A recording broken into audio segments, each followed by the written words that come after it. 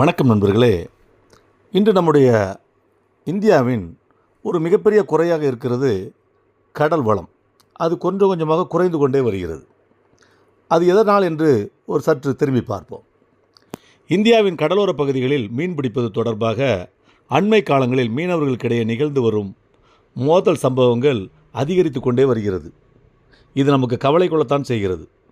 ஒரே நாட்டின் அண்டை மாநில மாவட்ட மீனவர்களுக்குள் ஒற்றுமையோ விட்டு கொடுத்தலோ இல்லாத நிலையில் அயல்நாட்டு மீனவர்களிடம் விட்டு கொடுத்து அவர்களது கடல் வளத்தை நம்மோடு பகிர்ந்து கொள்ள வேண்டும் என்று நாம் எப்படி எதிர்பார்க்க முடியும்?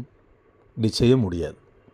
அண்மையில் கோடியக்கரைக்கு அப்பால் கடலில் மீன்பிடித்து கொண்டிருந்த வெளிமாவட்ட மீனவர்கள் 26 பேரையும் அவர்களது 8 விசைப்படகுகளையும் வேதாரண்ய மீனவர்கள் பிடித்து ஆறுகாட்டுத்துறை படகுத்துறையில் சிறை வைத்து விட்டனர். காரைக்கால் மாவட்டம் கிளிஞ்சல்மேடு கிராமத்தைச் சேர்ந்த 24 மீனவர்கள் 2 படகுகளில் ஆந்திர மாநில கடல் பகுதிகளில் ஞாயிற்றுக்கிழமை மீன்பிடித்து கொண்டிருக்கும் போது அம்மாநில மீனவர்கள் 50க்கும் மேற்பட்டவர்களால் தாக்கப்பட்டுள்ளனர். படகுகளை நோக்கி நம் நாட்டுக்குள்ளேயே நாட்டு வெடிகுண்டுகள் வீசப்பட்டுள்ளன. வாக்கி டாக்கி, கைபேசிகள் மற்றும் மீன்பிடி வலைகள் பறிக்கப்பட்டுள்ளன. மேலும் மீனவர்களை சிறைப்பிடித்தும் சென்றுவிட்டனர். சமாதான பேச்சுக்கு பிறகு மீனவர்கள் மட்டும் சொந்த ஊருக்கு திருப்பி அனுப்பி வைக்கப்பட்டார்கள். தூத்துக்குடி கடல் பகுதியில் நாட்டுப்படகு மற்றும் விசைப்படகு மீனவர்களுக்கு இடையே மோதல். அவ்வப்போது தொழில் போட்டியால் மோதல் சம்பவங்கள் நிகழ்வது வாடிக்கையாக மாறிவிட்டது. நண்பர்களே, கடந்த 2024 மார்ச்சில் கன்னியாகுமரி மாவட்டம் குளச்சல் மற்றும் கேரள மீனவர்கள் தூத்துக்குடி கடல் பகுதியில் மீன்பிடித்ததாக கூறி அங்குள்ள மீனவர்களால் சிறைப்பிடிக்கப்பட்டுள்ளனர். கிழக்கு கடற்கரையில் மட்டும்தான் இந்த மோதல் என்றில்லை. மேற்கு கடற்கரையிலும் கர்நாடக மீனவர்கள் கோவா கடல் பகுதியில் அனுமதியின்றி மீன்பிடித்து வருவதாக கூறி மோதல்கள் நிகழ்கிறது. இன்றும் நடந்து வருகிறது. கடந்த 2022-2024 வரையில் அவ்வாறான மோதல் சம்பவங்கள் தொடர்பான 10 வழக்குகள் பதிவு செய்யப்பட்டுள்ளன. இந்த சம்பவங்களை எக்காலத்துக்கும் எல்லாவற்றிற்கும் கூறப்படும் ஒரே காரணம் எல்லை தாண்டி மீன்பிடிக்க வந்ததாக கூறுவதுதான் வேடிக்கை. நாட்டை சுற்றியுள்ள வங்காள விரிகுடா, இந்திய பெருங்கடல், அரபிக்கடல் ஆகிய 3 கடல் பகுதிகளிலும் சுமார் 12 லட்சம் கடல் மைல் பகுதிக்கு முழுமையான இறையாண்மை மத்திய அரசுதான் உண்டு.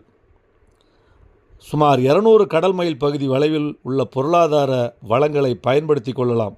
மாநில அரசுகள் அருகில் உள்ள கடற்பகுதியில் சுற்றுச்சூழல் மற்றும் சட்டம் ஒழுங்கு பராமரிப்பு போன்றவற்றை மட்டுமே செய்து கொள்ள முடியும்.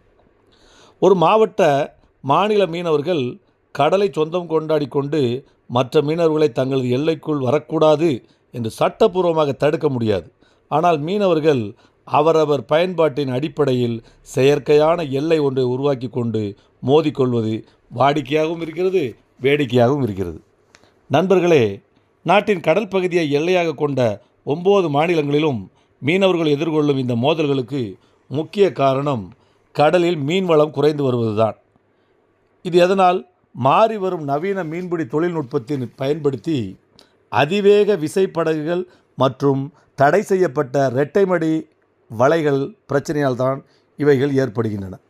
ஆந்திரா மீனவர்கள் 200 முதல் 300 குதிரைத்திறன் கொண்ட என்ஜின்களை மீன்பிடி படகில் பயன்படுத்தி வருகிறார்கள். ஆனால் காரைக்கால் மீனவர்கள் சீனாவிலிருந்து இறக்குமதி செய்யப்பட்ட 60 குதிரைத்திறன், அதாவது 60 HP கொண்ட என்ஜின்களை பயன்படுத்தி வருகிறார்கள். இதனால் வலைகள் மற்றும் மீன்வளம் பாதிக்கப்பட்டு வாழ்வாதாரம் சிதைக்கப்படுகிறது. ஆந்திர மீனவர்கள் இதை மிகவும் கடுமையாக குற்றம் சாட்டுகிறார்கள். தடை செய்யப்பட்ட இரட்டைமடி வலையை பயன்படுத்தி மீனவர்கள் மீன் பிடிப்பதனால் நிலைமை இன்னும் மேலும் மோசமாகிறது. இதே காரணங்களால் தமிழக கடல் பகுதியில் மீன்வளம் குறைந்துள்ளது. அதனால்தான் ராமேஸ்வரம் மீனவர்கள் எல்லை தாண்டி மீன்பிடிக்க செல்லும்போது இலங்கை கடற்படையினர் தாக்குதலுக்கு உருவாகின்றனர். இங்கு மீன்வளம் குறைந்துள்ள நிலையில் எஞ்சி இருக்கும் கொஞ்ச வளத்தையும் அபகரித்து செல்ல வரும் குளச்சல் மற்றும் கேரள மீனவர்கள் சிறைப்பிடிக்க வேண்டிய அவசியமும் ஏற்படுகிறது. நண்பர்களே, ஆந்திர கடல் பகுதியிலும் மீன்வளம் குறைந்து விட்டதாலும் அடிக்கடி புயல் தாக்குதல் இருப்பதாலும் அம்மாநில மீனவர்கள் கர்நாடகம், மகாராஷ்டிரம், குஜராத் மாநிலங்களுக்கு இடம்பெயர்ந்து வருகின்றனர். ஆதலால் அண்டைய மாநில மீனவர்கள் அங்கு வந்து மீன்பிடிப்பது உள்ளூர் மீனவர்களின் கோபத்தை அதிகரிக்க செய்கிறது. தோழர்களே, தடை செய்யப்பட்ட என்ஜின் மற்றும் தடை செய்யப்பட்ட வலைகளை மீனவர்கள் தொடர்ந்து பயன்படுத்துவதை தடுக்க மீன்வளத்துறை அதிகாரிகள் நடவடிக்கை எடுப்பதாக கூறினாலும் அவற்றால் பயன் எதுவும் ஏற்படவில்லை. அவர்களுடைய நடவடிக்கையில் பெரிய மாற்றமும் இல்லை என்பதை கள நிலவரங்கள் நன்றாக நமக்கு உணர்த்துகின்றன. கடலோர காவல்படை மற்றும் கடலோர பாதுகாப்பு குழுமம் கண்காணிப்பு பணிகளை முறையாக மேற்கொண்டால் இந்த மோதல்களை தடுக்கலாம். மோதல்களுக்கான காரணங்கள் கண்கூடு. அவற்றை சரி செய்வதற்கான நடவடிக்கைகளை எடுக்க வேண்டியது மத்திய மாநில அரசுகளின் கடமை. தூங்குக தூங்கி செயற்பால, தூங்கற்க தூங்காது செய்யும் வினை என்ற குறளுக்கு ஏற்ப தக்கவற்றை காலம் தாழ்த்தே செய்ய வேண்டும், காலம் தாழ்த்தாமல் விரைந்து வேகமாக செய்ய வேண்டும் என்கிறார் திருவள்ளுவர். ஆகவே அரசு பணிபுரியும் அரசாங்கமும் மற்றும் அரசும் இணைந்து மிக வேகமாக இதற்கு ஒரு நல்ல முடிவை எடுத்தார்களேயானால் மக்கள் மகிழ்வுடன் வாழ்வார்கள். மீனவர்கள் நன்றி. வணக்கம் தோழர்களே.